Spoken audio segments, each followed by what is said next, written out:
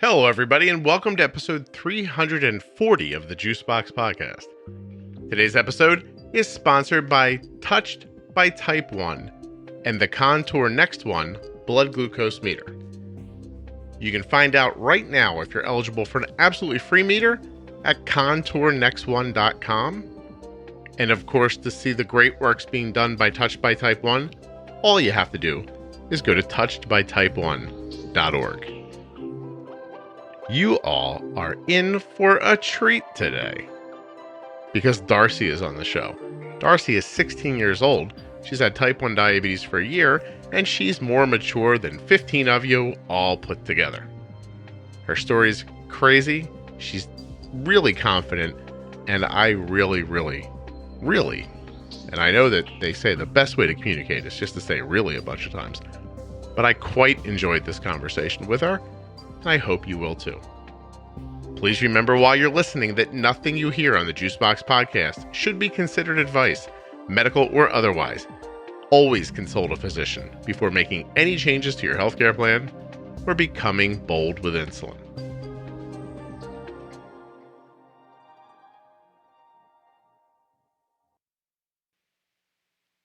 I wanted to remind you just briefly of a couple of links that I have set up to help you guys. One of them is diabetesprotip.com. That's where all of the Diabetes Pro Tip episodes that have Jenny and I in them are collected in one place so that it's easy for you to share and revisit. And juiceboxdocs.com. Juiceboxdocs.com. What this is a growing list of doctors recommended by listeners of the podcast. So endocrinologists, nurse practitioners, people who really get what you're trying to do and will work with you, not fight against you. Hi, I'm Darcy. I'm 16. I'm a junior in high school, and I was diagnosed with type 1 diabetes a little under a year ago. Darcy, I love that you're here. Okay. All right. Now do you know why I'm so excited that you're on the show? Don't say it if you know why, but do you know why? No. Oh, okay. Excellent. It's even better. All right. Darcy, you are my ambassador in the world, I have found out. And I am super excited to find out about how you got to that point. You don't even realize it perhaps, but we're going to get to it. So let's start slow, I guess. You're 16, and you were diagnosed like a year ago? A little under a year ago. How was that? Did that suck? Yeah, it kind of sucked. Were you in school or was it the summertime when it happened? I was in school, but it was the week of Thanksgiving, so I managed to spend my entire Thanksgiving week in the hospital. Did anybody come up to you and say, Darcy, you should think of the things you're so thankful for? No. Good for you. You don't have any really big morons in your life. That's excellent. Yeah. All right. So were you a sophomore then? Yes, as a sophomore. Wow. Arden's a sophomore right now. So, and now you're a junior.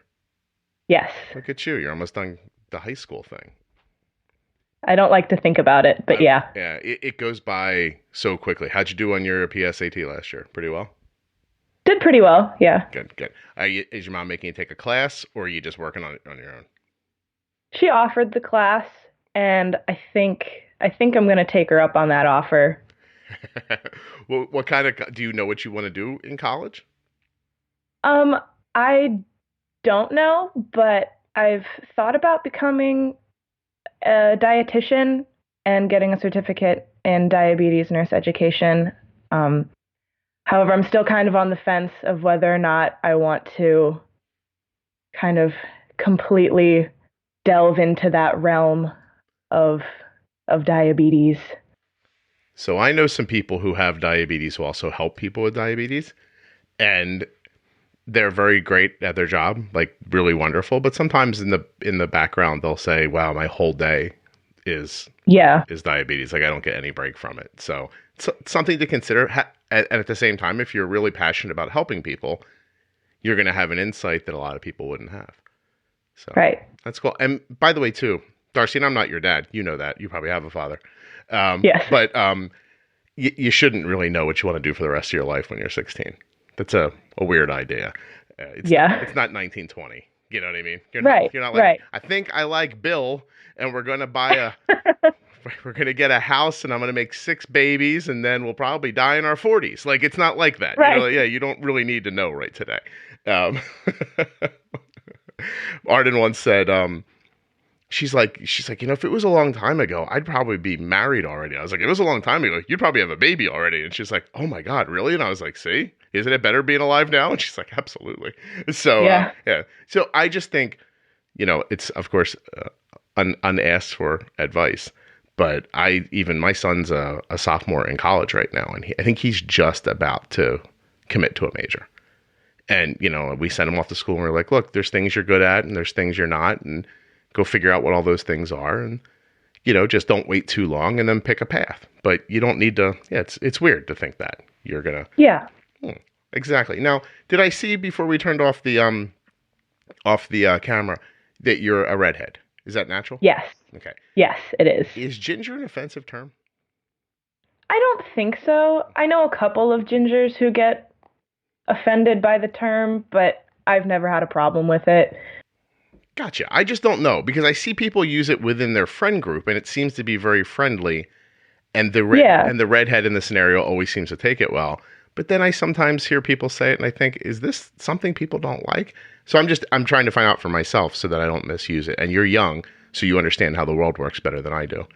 So I just needed to get that. Yeah, definitely. Yeah, it has nothing to do with diabetes. Right? It's just like, well, Darcy's here. She can help me with some of my personal stuff. Okay. So when you're diagnosed, do they give you, what kind of gear? What do you go home for leftovers? Do you have like injections or pens or pumps or what did they give you? They gave me a box of syringes, a vial of Humalog, and a vial of Lantus. They wanted me to use those vials before I started moving into the pens, but I definitely didn't do that. As soon as I started leaving the house and bolusing outside of my house, I was using the pens because I thought that using the vials and syringes might look a little strange. So you were that's interesting to know. So you were a little put off by what we'll call the sketchy nature of those little plastic syringes. Right. Like visually you were just like, I don't want to do this. Right. Interesting. I can't say I disagree. They are very they feel like 1970s television while you're looking at them. And yes. And you've got to carry the vial with you and then you've got to keep the vial safe and so all that kind of came into play. I got you. Yeah. So you went right to your pen. Yes. And what are you using right now? I use the Omnipod right now. Oh, very nice. When did you make that switch?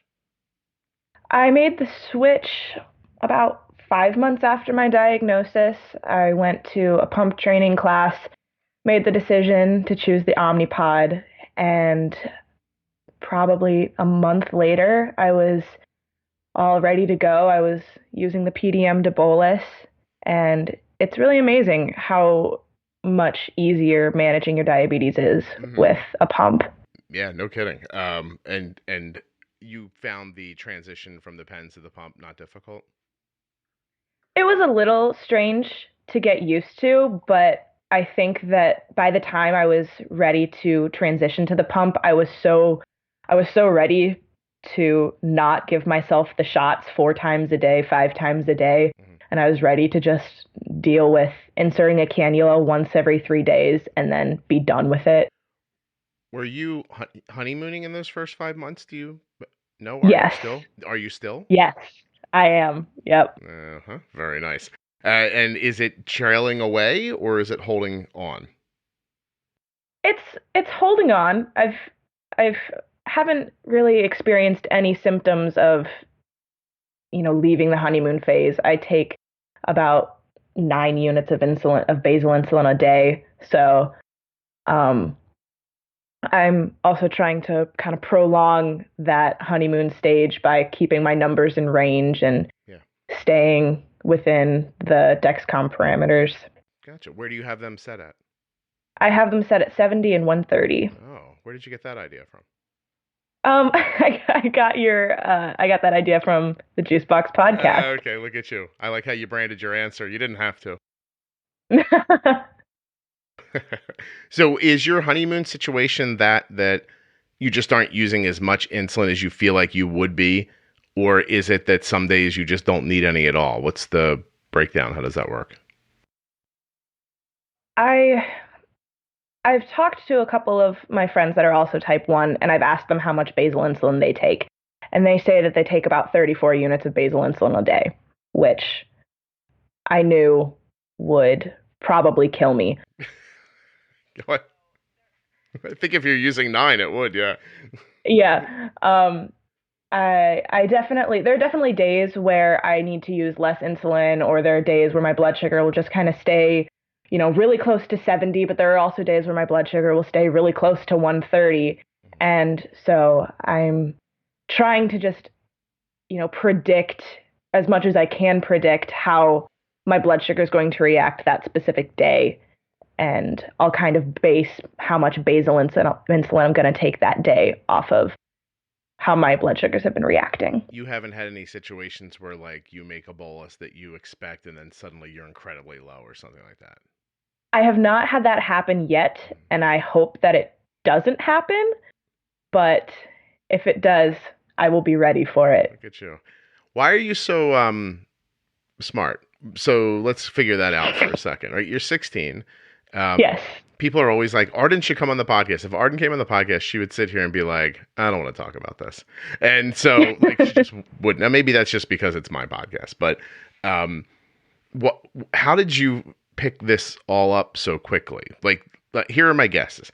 Your parents are terrible people and you knew you were on your own. Is that one of the possibilities? Maybe, but we're not sure. We'll find out in a second. Your parents are really great people and they've instilled a feeling of confidence in you as you grew up and you're like, I can do this. Or you're like a weirdo type A and you don't want anything to go wrong. Like, I can't figure out which. I'm dying to know which one it is. I'm assuming it very well could be none of what I've just said. But why is it that you, you're managing this by yourself? Is that right? For the most part, yes. During the waking hours, I am pretty much independent, but my parents are amazing people. Not day drinkers that you didn't trust, nothing like that. They're not day drinkers. Okay. Okay. No. So I was pretty much, as soon as I was diagnosed, I didn't think of managing my diabetes in any other way than just facing it head on and, thinking to myself, well, this is something I'm going to have to deal with and I'm not going to, let it take over my life. But I also want to make sure that I can live a long, happy, healthy life. So that, I'm sorry, but that was an immediate thought to you. Like, this is got a lot to do with my long-term health success. You knew that, right? You knew that right away. Right. And did someone tell you that? Did you Google it? Did it seem like common sense? It just kind of seemed like common sense to me. I mean, I didn't know what damage had already been done. My A1C was 18 when I was diagnosed. Mm-hmm. So I wanted to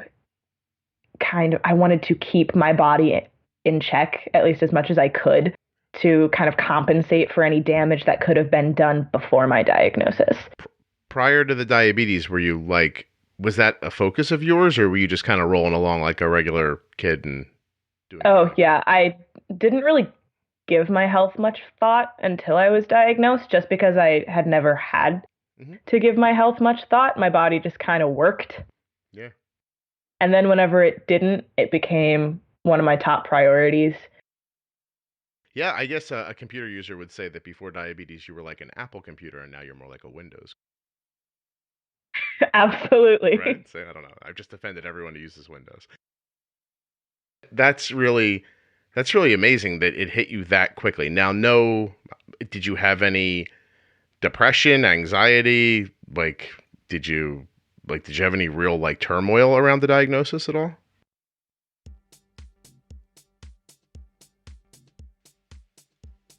I hope you can take time to go to touchedbytype1.org and look into their programs. They have annual conferences, an awareness campaign. They do this great bowling event. There's, of course, their dance program, their huge Dancing for Diabetes show, and the D-Box that they send out to newly diagnosed people.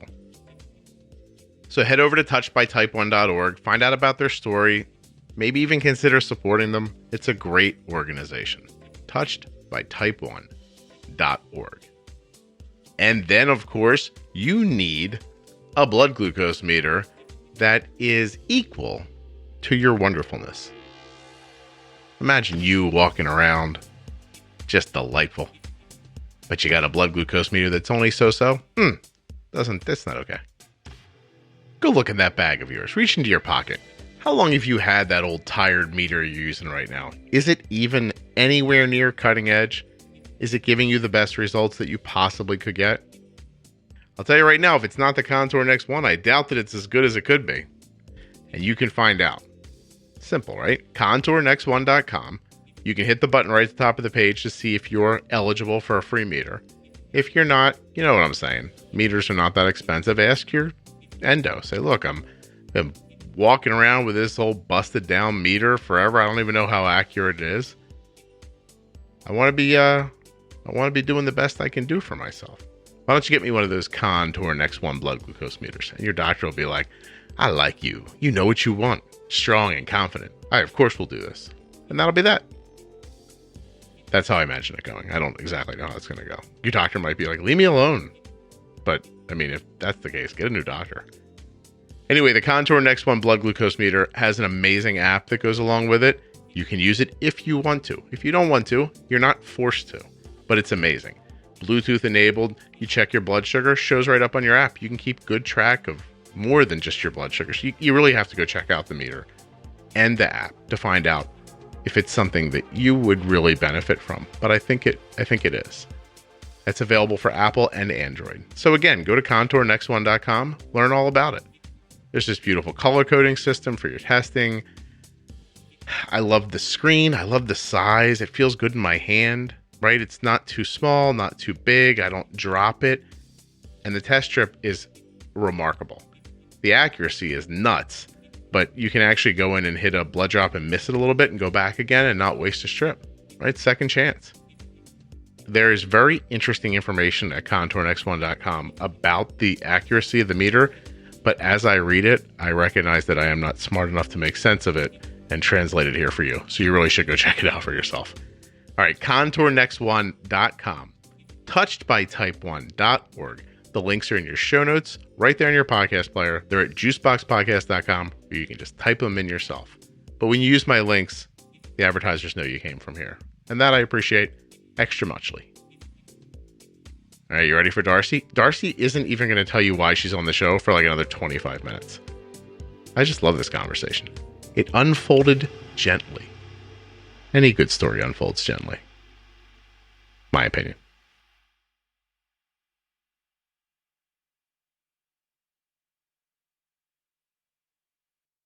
Do you have any real turmoil around the diagnosis at all? I did. I didn't take it very well the first couple of days I was in the hospital.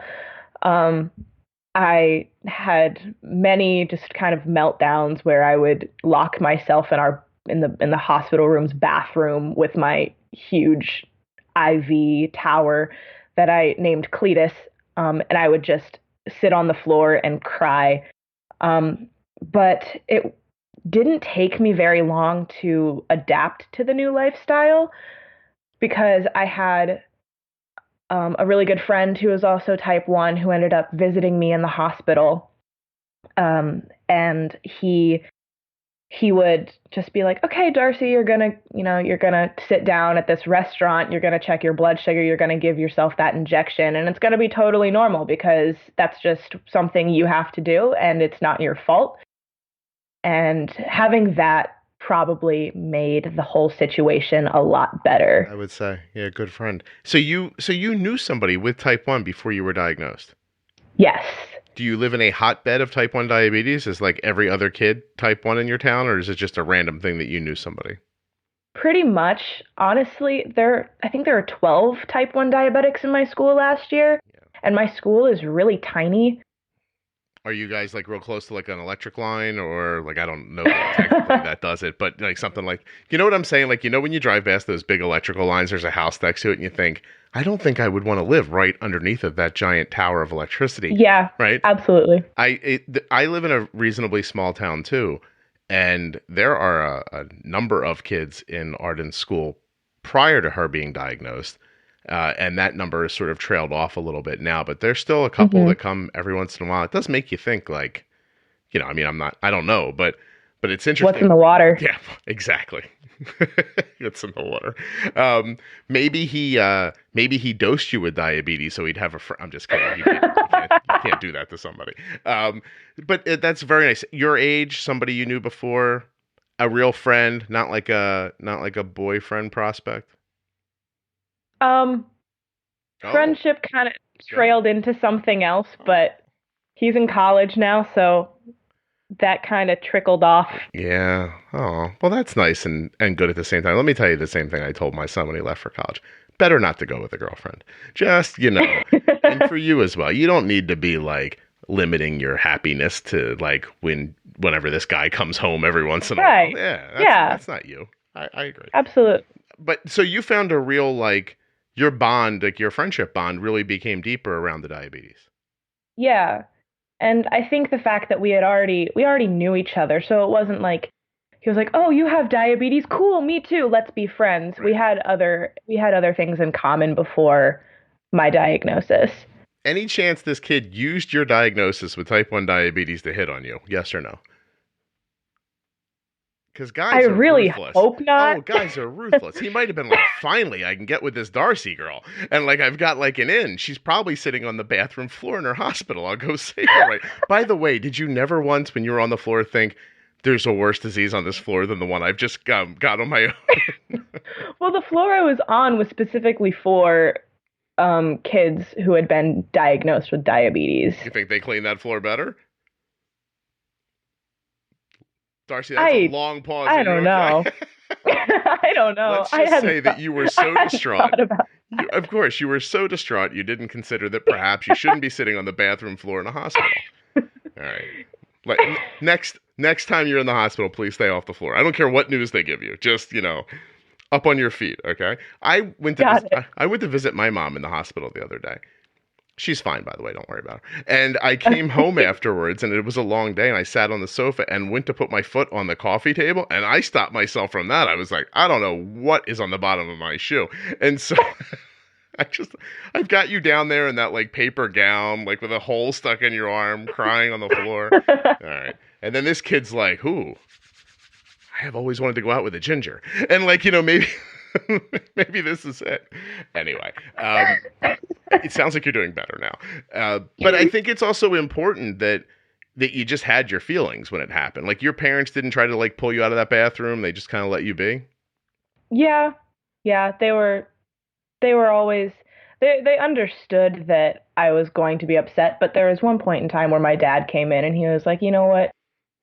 It doesn't matter what we have to do. We're all willing to make the lifestyle changes to accommodate for you and your needs. Don't ever think that like this is something that you're going to have to deal with on your own. So they were really supportive, but there were definitely a couple of times where I just wanted to be alone. Sure. Because yeah. No, it's good. I think both sides of that sound really amazing. Your dad sounds like a good guy. Do you have other brothers and sisters?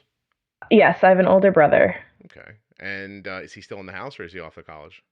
He's in college. Do you think that it's possible that whatever's in the water causing everyone's type 1 diabetes is also making everybody in your town really nice?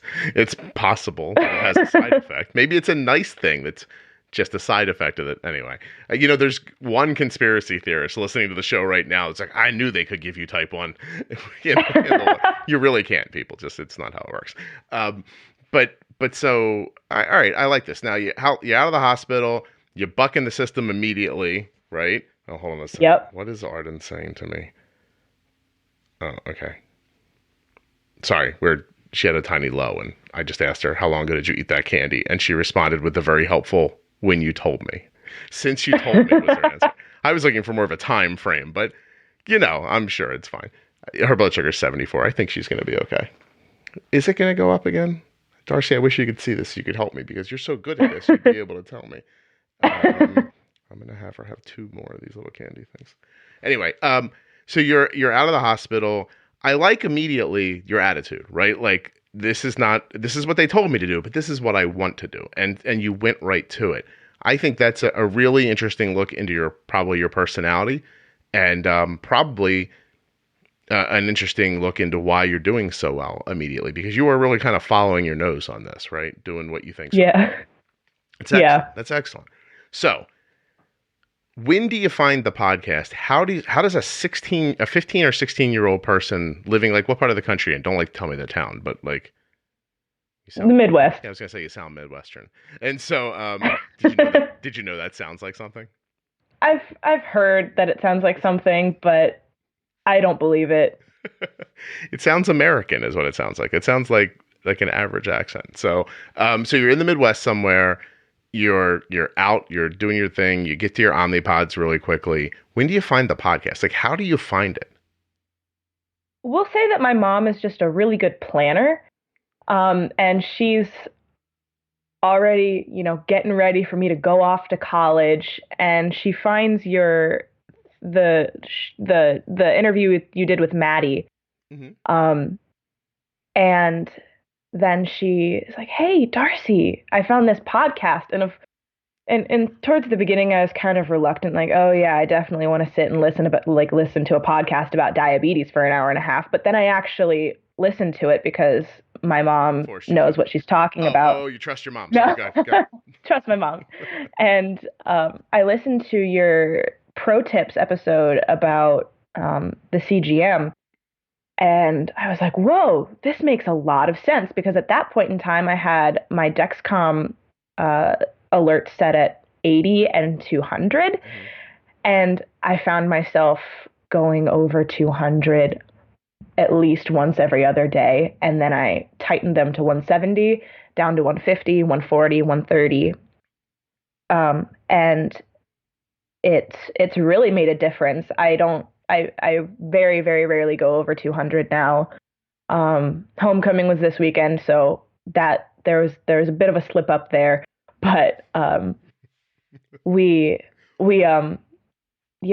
just been able to manage everything 10 times better. It's so much easier now that we have not only you and Jenny, but there are other people that you've interviewed that kind of give their 2 cents on how they manage their diabetes, and getting all of these different perspectives on how all of these people manage their diabetes has made it honestly more fun to think about, oh, if I eat this food, how is this going to affect my blood sugar? If I eat this, how fast is my blood sugar going to spike? How far in advance do I need to bolus before I eat this food? Darcy, I don't think I can use the Juicebox Podcast makes diabetes fun as a tagline, because I think it would really insult a lot of people, and I wouldn't want to do it. But I'm really encouraged that you said it. Wouldn't that be a T-shirt that no one would buy? Anyway, that's really amazing. Like, I'm thrilled for you. It's very cool to think that I did something, I had an idea for it, and it actually kind of came to fruition halfway across the country for you. It's very cool. But I also can't imagine what it's like to be 16 years old and have your mom come to you and say, "I found a podcast you should listen to." That alone, before you figure out it's diabetes, must have been horrifying. Like, oh my God, my mom's going to try to pick a podcast for me to listen to. What could my mom possibly know about podcasts? And then it's about diabetes. I would have run away if I was you. I didn't let my mom pick anything about my entertainment when I was 16. Why do you think it's entertaining? Is it because I'm terrific, or what is it exactly, do you? Well, I definitely think that you are terrific, but I've always kind of, at least once I got my Dexcom and my Omnipod and I had a better handle of what my numbers looked like, in a 24-hour span, I realized that I wanted to not only take care of myself, but I wanted to understand why I was taking care of myself, how I could take care of myself. And that was something that I was having a little bit harder of a time getting a handle on. But then I start listening to your pro tips about bump and nudge and pre-bolusing and, being bold with insulin. And it just made it a lot easier to grasp and understand this is what is going to happen if you do this, and this is why it's going to happen. So you have a better shot at accurately predicting what is going to occur when you eat or when you exercise or when you have adrenaline running through you. That is definitely my finding. So it's very cool that you found it the same way. Have you been proselytizing to your other myriad of diabetes friends in your diabetes-ridden town? Is it weird to go to another 16-year-old and go, yo, do you want to hear about a podcast about diabetes that I think you would enjoy? I'm interested, like, would you tell somebody else, or is it sort of like your own thing? It's kind of, right now, at least, it's my own thing. But I recently did an interview with one of the other diabetics in my school, and I mentioned it, and my dad actually ran into him on the golf course and mentioned it. So I think he's now listening to it, and he said that he's lowered his Dexcom alerts, and he's trying to do a better job of managing his numbers and all that kind of good stuff. Well, thank your father for me. Tell him there's no referral program, so I'm not going to be sending him a check or anything like that. But I really do appreciate it. And no, I really was asking not because I'm expecting you to get off of this and run around town like ringing a bell, like yelling, like, bring out your type 1 diabetes so I can tell you about a podcast. But because I was interested in if it felt really private still. Like if it was your thing, like, or something that you just wouldn't want to tell someone about. I had a conversation yesterday with someone who told me that there's things about their diabetes they don't share with anybody. And it surprised me to a certain degree. Like I really thought like, well, that's strange. Like even with the people they're closest with, there's stuff about diabetes they just don't share with other people. And I understood while this person was telling me that. For me personally, it seemed strange. And then I realized to them, it seems strange at how sort of open Arden is about it. Mm-hmm. And I'm always interested to know like where people fall in that category, because I think you're going to have a more successful psychological like health if you're not hiding things, like whatever. Right. You know what I mean? Like if you were running around dyeing your hair black because you don't want people to know you were a redhead, I think that would have seriously, I think that would hurt your soul a little bit. And if what soul? Oh, okay. I didn't realize what part of the Midwest you were in, but now I see. And, but you know what I mean? Like that. Like, I don't think it's not healthy to hide who you are. And at the same time, I get it if that's how you feel. So yeah, it was just interesting. I understand that to a certain degree. I mean, whenever I was first diagnosed, I was incredibly embarrassed to have my alarms go off in school. So embarrassed that it would get to the point where I would plug my headphones into my phone so I wouldn't even hear my alarms go off, because I didn't want people to think that I had maybe forgot to turn my ringer off or that I had forgot to put my phone on Do Not Disturb. I just didn't like the fact that my phone was constantly going off in class, because at that point I was still kind of getting a handle on it. Mm-hmm.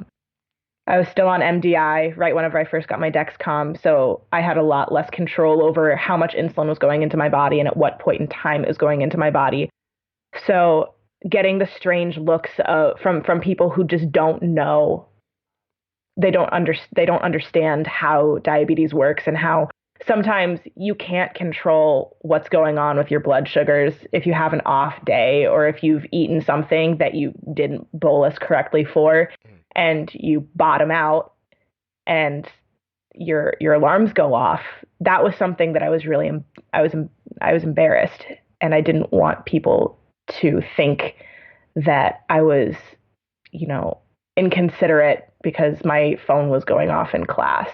But now it's kind of getting to the point where I'm like, well, yep, this is something I deal with, and you know what? I have to live with this. You can deal with the alarms going off in class once a week. Right. It's not the worst thing. You make me think about, I think last year going into Arden's like freshman year, we have a meeting with the teachers usually where we just sort of explain to them like, look, Arden doesn't manage her diabetes the way a lot of other kids you may have known who have diabetes do. And, we give them kind of a quick overview. And one of the teachers says, I have a strict no cell phone policy. Everybody comes into the room, puts their cell phone into like a shoe tree on the door. And I said, yeah, Arden can't do that. She's going to keep her phone. And she goes, what will I tell the other kids? And I didn't miss a beat. I said, tell them that they want to get an incurable disease, they can keep their phone with them too. And you know, like, and if they don't want to go to that part just to have their phone in their pocket, then tell them to shut up and not say anything. Like, seriously, when someone comes to you and says, this is not fair, literally just look at them and say, shut up and sit down. Like, what what are you going to tell them? Like, how has the world turned into a place where everybody gets an explanation for everything all the time? Like, this is the rule except for her. If you don't like it, I don't know what to tell you. And meanwhile, that was never going to happen because Arden's been in this school forever. Everyone knows she has diabetes. Like, no one's going to begrudge her having her phone so that she can see what her blood sugar is. It was just it was a concern that the teacher had that ended up not being an issue at all.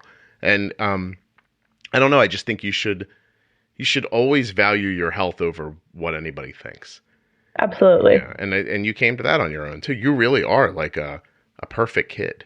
So, and we're going to prove that as we continue to talk here, even with something I don't even think you yet understand why I'm so excited that you're on the podcast still. Plus, by not talking about it up front, I'm teasing people out and they'll listen to the entire hour, right? You see what I'm doing? Smart. Yeah. Smart. Yeah. Thank you. Thank you so much. People, do you think someone right now was like, oh, and just shut it off? They're like, I'm not going to be manipulated like that. I'm not manipulated. you don't want to like, you don't want to just sell out in the first couple seconds. Plus you have an interesting story and you have a really great perspective. And I'll tell you one thing that I really love about your perspective and that I want to talk about now that I've already considered talking about before, the reason why I'm very excited that you're coming on, is that you are of a generation that is sort of unlike any other in history, right? And I'll tell you why. And I'm hoping your generation doesn't fall apart and let us all down when I'm really old. Because hopefully not. Well, trust me, you probably will. But I hope you don't. Because if you look at the baby boomers, right? The baby boomers are in charge right now. I don't know if you know what that means. Like, it's that after the war, right? Like, people are like, oh, you're still alive, sex, and then babies. And then boom, bunches of babies. You understand how it goes. You met that guy. And so right, okay. So that happened, right? And now there is this generation of people who were all born around that time who came up the children of, people who had lived through a world war. And they kind of came out a little differently, right? They came out a little more relaxed. The hippies were sort of in the 60s, part of those baby boomers. And as an onlooker, somebody who was born a number of generations behind them, I thought these are the people who are going to change the world, right? Like they're hippies. They saw Hendrix at Woodstock. They're going to be the ones. Except now, look what's going on in the world. They completely reverted back to being old fogies and just completely stopped. They forgot what they learned when they were growing up, right? And so I don't want that to happen to your generation. But your generation has something, I think, that no other one has had before. You are treated like your thoughts are important at a young age. And I know that seems crazy to you, but when I was 13, no one cared what I thought. Do you know what I mean? Like, the teachers didn't care.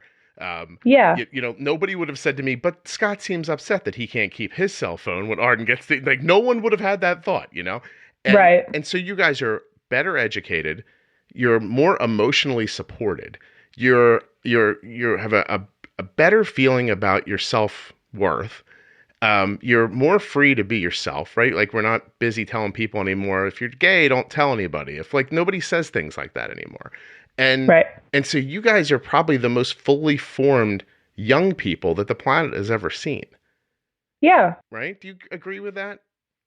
I'd agree with that. I think that, especially with having diabetes, whatever parts of me weren't as mature were able to, that we were able to mature a lot faster just because now I have my own life in my hands, as does everyone else. But I think my life is a lot more shaky. But I also think that it's also kind of sad that, I mean, my mom talks about all of the things that she did when she was a kid, and she talks about how, in middle school, she would go out in the summers and she would ride her bike around town and she would hang out with all of her friends. And like, after she did her paper routes, because she was a hard worker anyway. But, and I think that now a lot of teenagers are kind of expected to grow up a lot faster. And maybe that's just my opinion, but that's just something I've noticed, at least among my friend group. I agree. And at the same time, by the way, I'm doing Arden's lunch while I was talking to him. I apologize, but I heard everything you said. I'm so good at this podcast at this point. Like, I can literally do the podcast and think about something completely different at the same time. Arden is buying lunch for the very first time in her life today. And it's weird. Wow. She has never bought lunch at school. So we did a 30, we did a 6, let me think here, 30 carbs, 6, 12, 18, 12. We did a 5-unit pre-bolus right now, and then she's going to actually tell me what she got, and then I'm going to try to help her figure out how many carbs are in it, because she doesn't know and I don't know either. Anyway, that'll be in a second. I agree with you, and I don't agree with you all at the same time. So yeah. I know your mom had this like laissez-faire life, right? Where she was just like, I'm young, no one expects anything from me. And so if I have a paper route and then go play with dolls for all day, or go to my friend's house and pet her dog for 6 hours because we don't have a cell phone and I don't know what else to do, you know what I mean? Like then, hold on a second.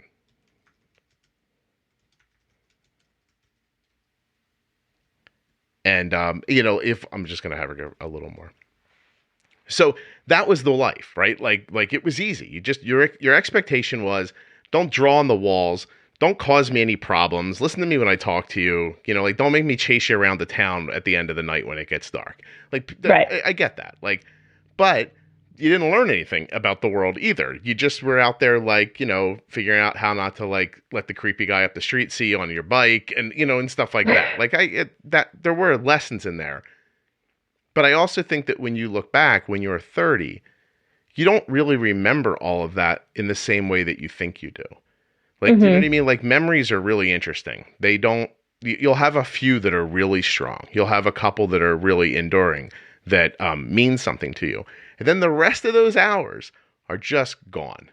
You don't, it's not like you're drawing on them every 5 seconds. You guys are doing stuff. Like, you're learning things, and, you're probably in a math.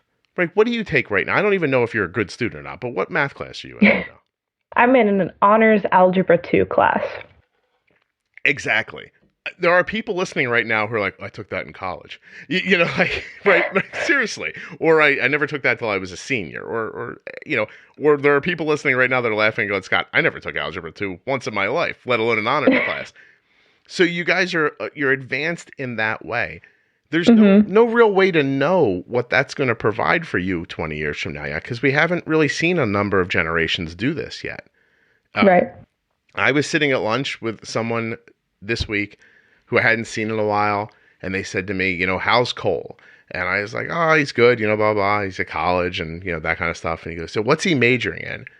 And I said, oh, he's a quantitative economics major. And the guy looked at me like, well, what does that mean? And I had to say to him, I don't really know. I don't know, but he's really good at math and he likes it. And so I don't think that if I would have raised Cole 40 years ago, he'd be a quantitative economics major right now. I don't think that would even be something that might, exist at a school. So I like both sides of it. I also think that you're going to make better decisions moving forward because you're a more fully formed person. Like, I think someone like you is less likely to do something incredibly stupid, like with recreational drugs when you're 19, because you actually think about things. You know what I mean? Like, everything's not, how you morphed from the girl crying on the dirty bathroom floor to who you are now is astonishing. Like, it really is. Thank you. No. You're very welcome. But it's an amazing thing. Like, I'm not hearing anything in you that's like, oh, she's pretending to be together, or, like right now she's just looking at her heroin needle, waiting to get off the podcast. Like I don't see anything. Like, you really seem okay. You know what I mean? And so that's real. And you live in the Midwest, and you're not doing meth. I don't know. They tell me it's a miracle. They tell me in the news that's a miracle. So I only know what I see on the news. Anyway, It's By the pretty way, accurate. you know what? I really I have to stop joking around like this because sometimes people get upset. I don't think everybody in the Midwest is doing meth. Please, I'm sorry. Just trying to joke around with a 16-year-old. I'm trying to keep up with a person who's got an advanced idea of the world. Do you know how many 60-second videos this girl's watched in her life? She knows more about the world than you ever will, right? Isn't your life just like scrolling through Instagram, watching everyone else live 45 seconds at a time? That's a good chunk of it. That's a good chunk. Yes, Scott, that's a large chunk of my life, actually. I've seen everybody who's ever jumped off a roof of their building into the a swimming pool and hit their head. Exactly. I know everybody who's ever danced awkwardly in front of someone. I've Yes. seen every Russian traffic cam accident in the world. Why does everyone in Russia have a traffic cam on their dashboard, by the way? What are they expecting? Well, maybe I don't want to know what they're expecting to have happen. But anyway, they really think something bad's going to go down, and they want everything on video. But yeah, you see more, you know more. There's no real way to keep anything from you. Like, right. That's an interesting part about parenting young people now is that you can say to yourself, I'm going to make sure they don't find out about this. You're not making sure anybody doesn't find out about anything. Right. And sometimes that's a good thing. And sometimes it's a horrible thing because, I mean, there are definitely aspects of Twitter that I never want to be a part of. But it's so easy to come across like all of these people who are either really hateful or just stupid. Mm-hmm. And so you're either able to base your own opinions off of the information that you're obtaining from the media, or you're, being informed of things that either aren't even real or aren't 100% valid. Yeah. I mean, to your point, like I saw a post the other day where a guy was just like, just remember when you're judging yourself against somebody's Instagram picture, that was the 13th time they took it. Until they could get themselves looking just that right. And don't judge yourself against what somebody throws up on Instagram or, can I ask you, how frequently as a 16-year-old, and you're delightful, you seem like a really nice kid. So how often do you see something on your phone that you think, oh, I wish I hadn't saw that? I'm pretty good at guarding myself from the things that I don't want to see. But there are definitely times where I'll see something about something that's going on in the world that I might not agree with, and I'll be like, oh, I really wish that I didn't see that because now I'm upset about it. Yeah, because it makes you feel like you can't help, right? Makes you feel helpless. Right. No, I understand. I was thinking more about like some sexy thing where you were like, oh, I wanted to do that with another person, not see it on my phone. But I'm assuming that happens too, right? Like, and don't you have to? Your mom knows that you have a phone. It's okay. She understands. But I really didn't think about the fact that your mom's going to listen to this when I asked you that question. Now, I apologize now. No, it's okay. Okay, so the reason you're on the podcast is because you did something that I really appreciated for a bigger reason than just you and me. So I say it here a lot, and I don't know how much people believe me or not, but I have a goal, right? I don't know if it's a pie in the sky. It's something I'm never really going to obtain, but I would like very much that when I die, I would like somebody who has diabetes who I've never met before to show up at my funeral and say, that guy helped me live a healthier life. I want that to spread, right? And I don't think it's something that I can spread by myself. I'm doing a pretty good job, but I think it's going to take people telling people, and more importantly, it's going to take people going back to their healthcare providers and being honest with them about what they're doing. And so I am really interested in your last appointment where you went in and got your A1C. Would you share it with me? Yeah. So I went in for my quarterly appointment to my endocrinologist's office. They weighed me and then they did the A1C test, and my mom and I are patiently waiting in the room thinking, oh, is my A1C going to go up? Is it going to go down? Is it going to stay the same? What's happening? And so my endocrinologist walks in and he goes, well, good news. Your A1C is 5.6. And so my mom are, throwing air high fives at each other because I thought that it was going to go up, but it had stayed the same. So he then starts giving us what my mom and I like to call the low lecture. Mm-hmm. saying, an A1C is 5.6 is really good, just as long as we're not experiencing that many lows, and we want to make sure that we're staying above 70 and that we're not, dropping into any dangerous water where, glucagon might come into the picture, something like that. And I was like, well, I don't think I'm really having that many lows. And he goes, okay, how often do you think you're having lows? And I was like, oh, maybe once every other day, if that. But at that point, they were like maybe dropping as low as like 65, but I would catch it by the time I would drop that low, right, and I'd get back up to 75, 80. And then he looks down at my Dexcom Clarity graph, and he's like, wait, you were only above 200 once last week. And I was like, well, yeah, I typically, I don't jump over 200 very often. I wasn't really fazed by it, and I didn't understand that he was shocked by it. I just kind of was like, yeah, that's something that's going on.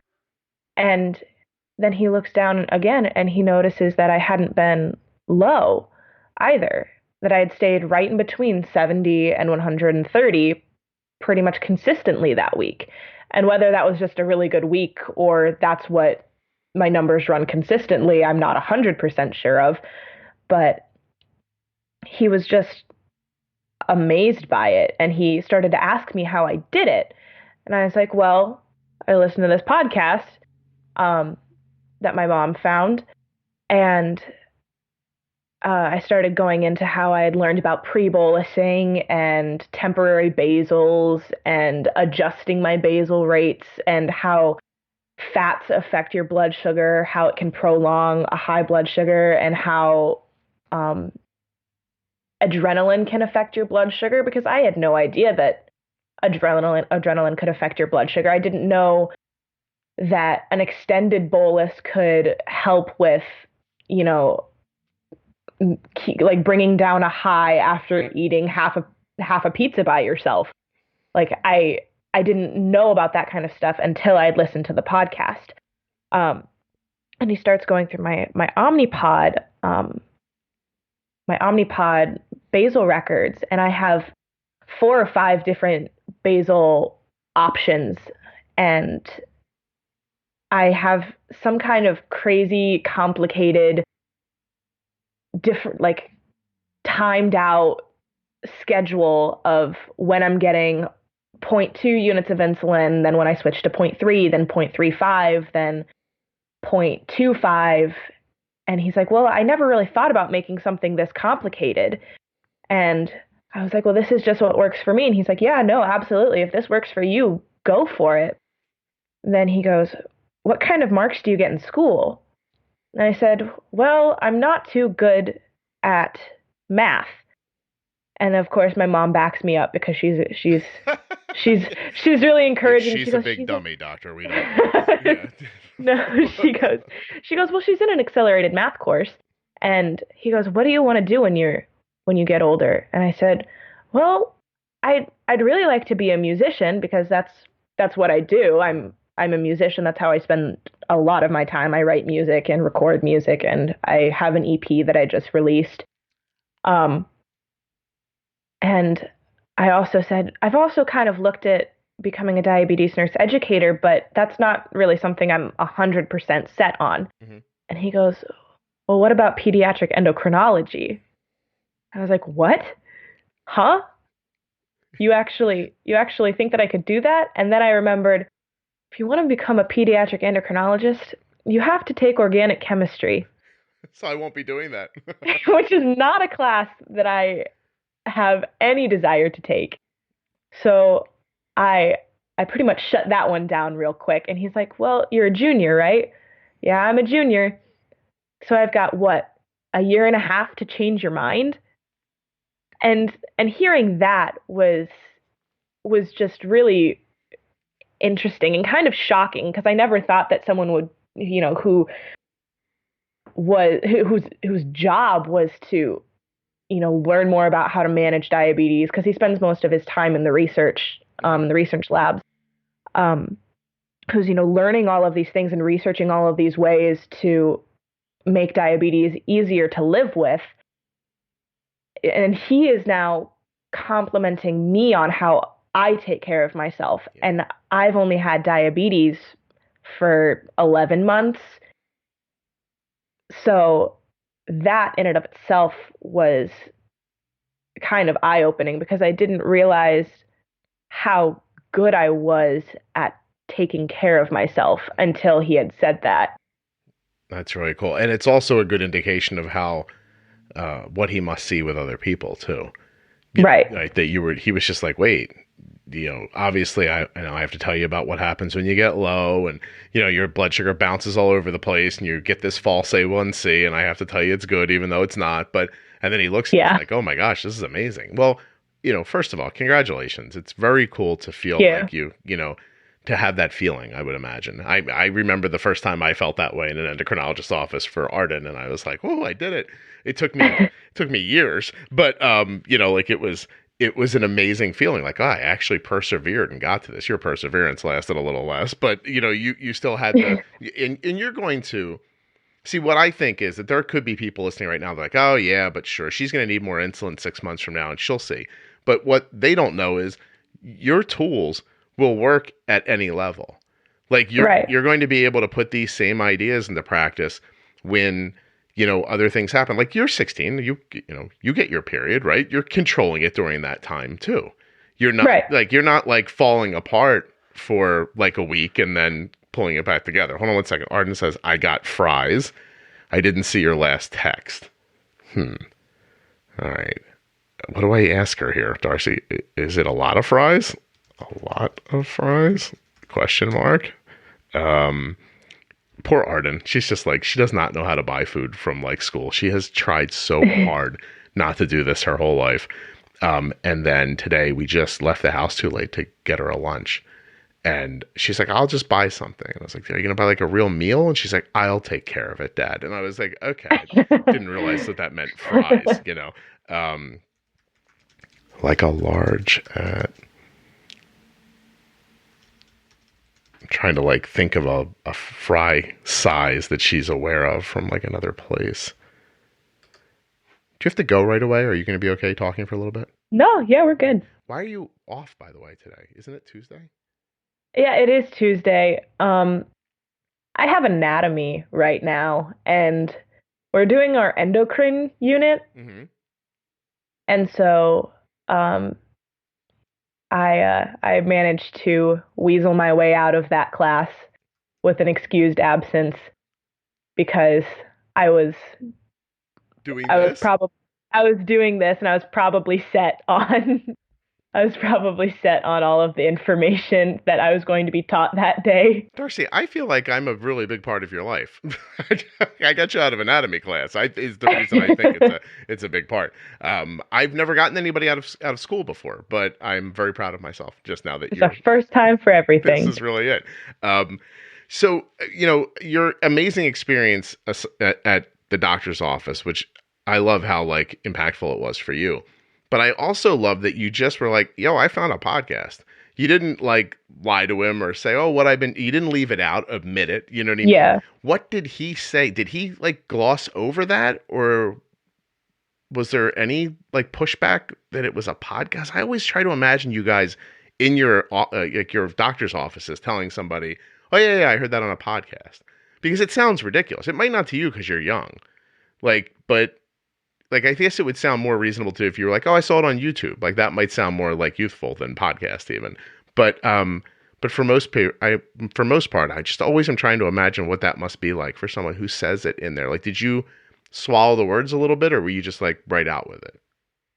Well, I was pretty straightforward because at that point I felt like he was just kind of like, how did you do this? Not like he had never seen it before, but right. I think he just sees it so rarely that he was kind of surprised. And I was like, well, I found this podcast. And he was like, oh, okay. That was it? What a horrible doctor. I mean, he didn't really, he didn't say anything like, oh, you shouldn't be getting information from a podcast. Right. But it was, I think he might have said something about it if my numbers had been, all out of whack. Your A1C was 13. You're like, how'd this happen? My A1C I is heard 13. a I was. podcast. This guy said This podcast told me. Guy This told me podcast told me. I feel like Stop I'm 16, using insulin. Mom. Yeah, he said eat okra. It'll be fine. You don't need your insulin.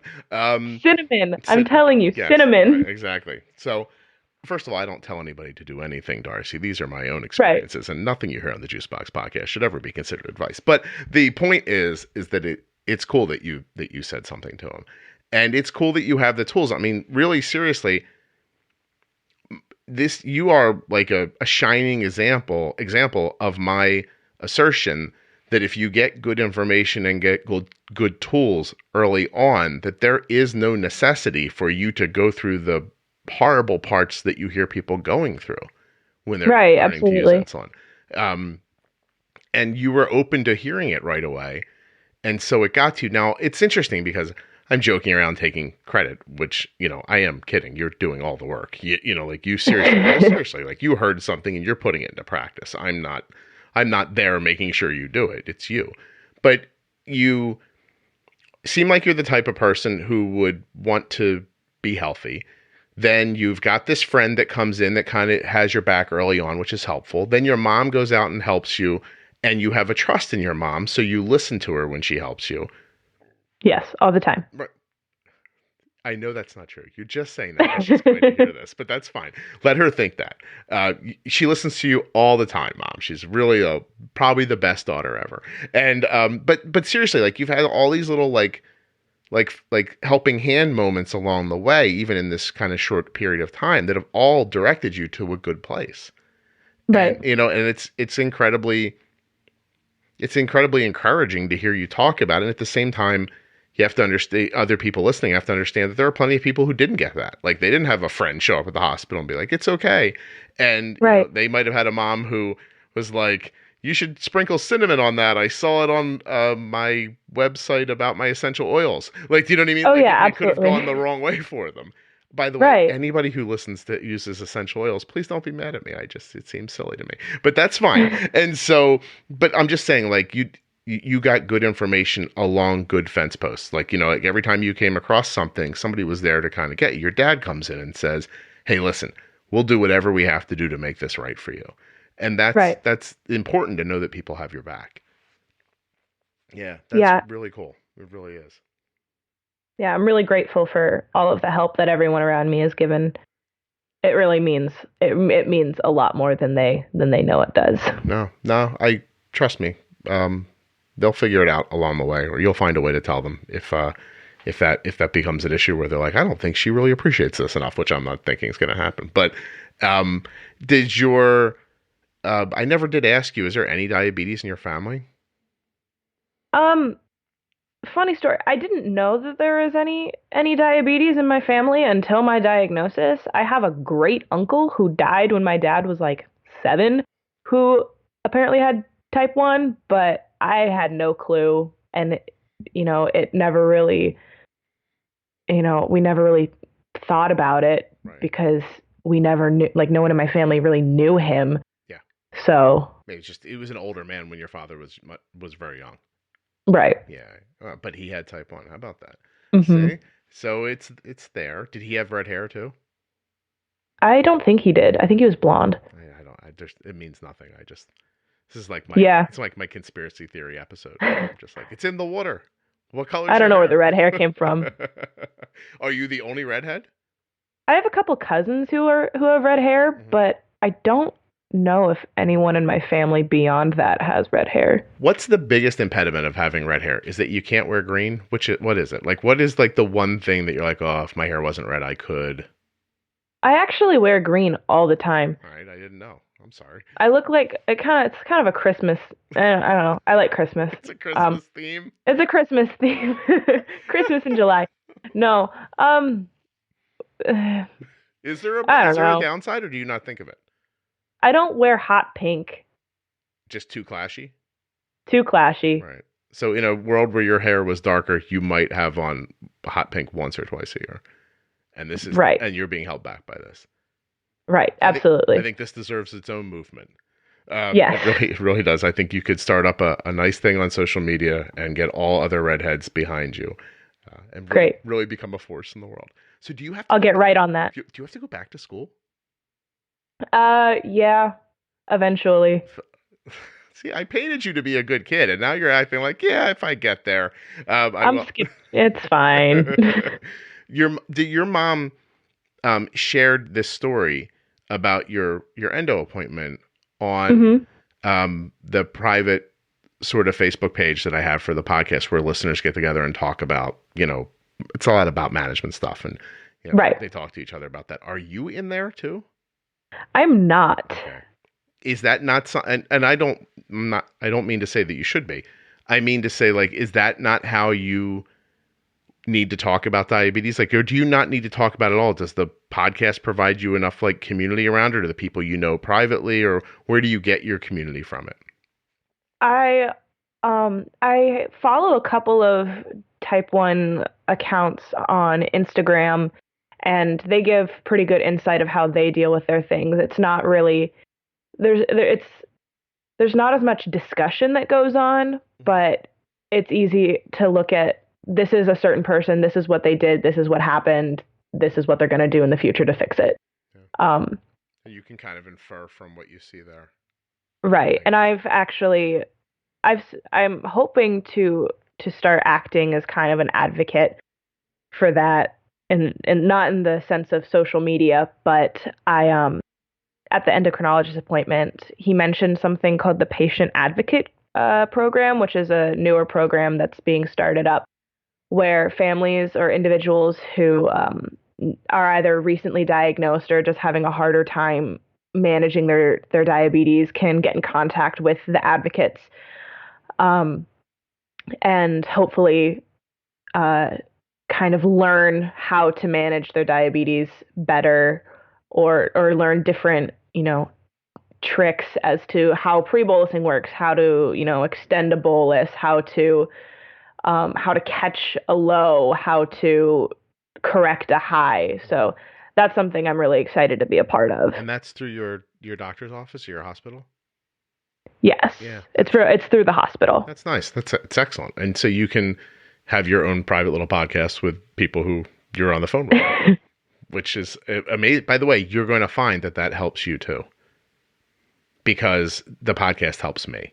Like, when I explain things, there are times when I say something, most of the time you're hearing me say something that's like tried and true and stuff I've been doing forever. But every once in a while, like, I'll find a different way to say it. And as I'm saying it out loud, I think, ooh, that's good.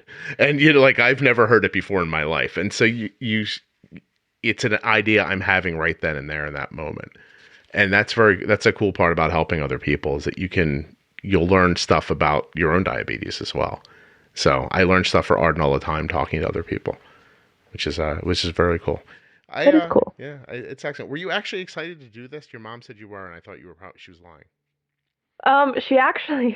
She walked into my room the day after my endocrinologist appointment, which was also 2 days after I had met like my huge, like, celebrity idol. So I was really on a high from all of that. And then she walks in and she goes, "Scott Benner just gave you an open invitation to be on the show." And I was like, "What?" She's like, "You can be on the Juicebox podcast." And I was like, "Wait a minute. I'm going to be on the Juicebox podcast?" And she was like, "Yeah." And I was just kind of like, "Huh? This is crazy. Like, best week of my life." You're kidding. I'm glad for you. I'm really glad that that's the case. Who's the famous person you met that was your... His name's Noah Kahn. All right, hold on. He's a musician from Stratford, Vermont. Gotcha. All right, hold on a second. Noah Kahn, like Kahn? Kahn. H-A-N. I see him. And what kind of music does he play?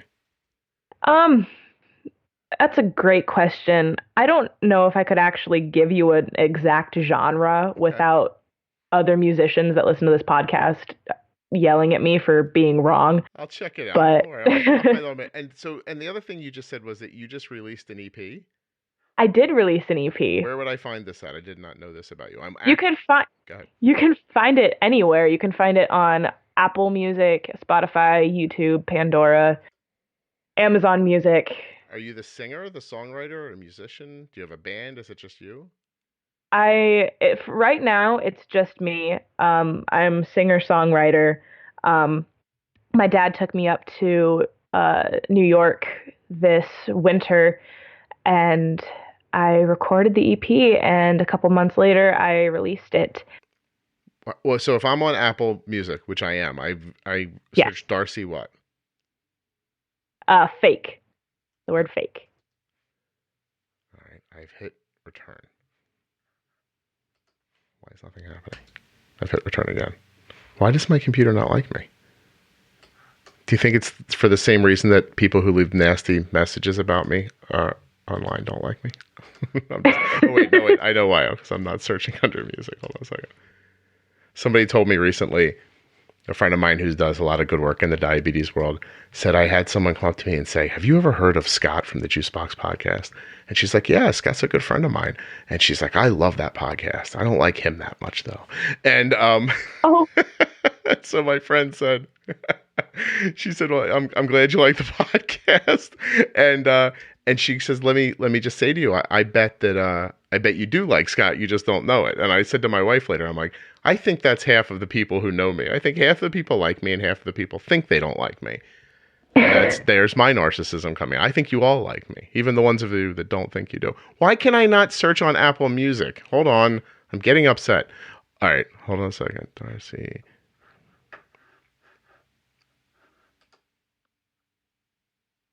Oh, look, it's you. Yeah, it's me. That's amazing. Okay. Yeah. People have reviewed this, and they much better than they've reviewed my podcast. And this girl is so talented. Oh my God, everyone should buy this album. All right. So can you give me permission to play something on the podcast? Go for it. Which one should I play? You should play Poison. Okay. Unplugged or the original? The original. Okay. So very cool. All right. I am going to put it at the end of the podcast. So when people are done, they can listen. Not the whole thing. They got to go buy it if they want the whole thing. They got to go buy it. Yeah. Go stream it. Yeah, exactly. We'll give them a little taste. So great. Thank you. No, that was such a nice surprise. I had no idea. Right now there's cynical people going, he knew. This is all set up, but it's not. Darcy knows. I don't plan anything. Right, Darcy?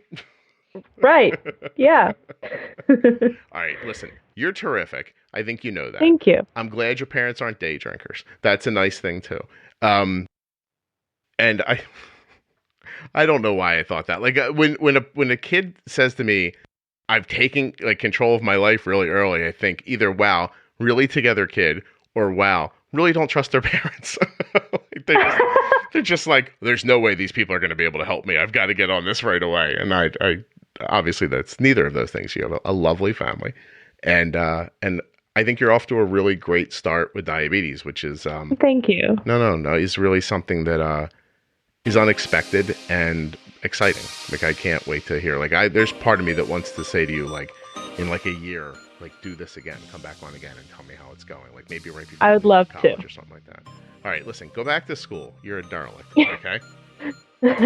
Thank you so much for doing this. I can't thank Darcy enough for coming on the show, or her mom for reaching out and saying, would my daughter be allowed to come on the podcast? She was terrific. Thanks again to and I also want to thank the Contour Next One blood glucose meter and Touched by Type 1. You can go to touchedbytype1.org or contournext1.com to find out more about the advertisers, the people who brought you today's episode of the Juicebox Podcast. And now here's a few seconds of Darcy's EP. You can find it, of course, on Apple Podcasts and everywhere that she mentioned.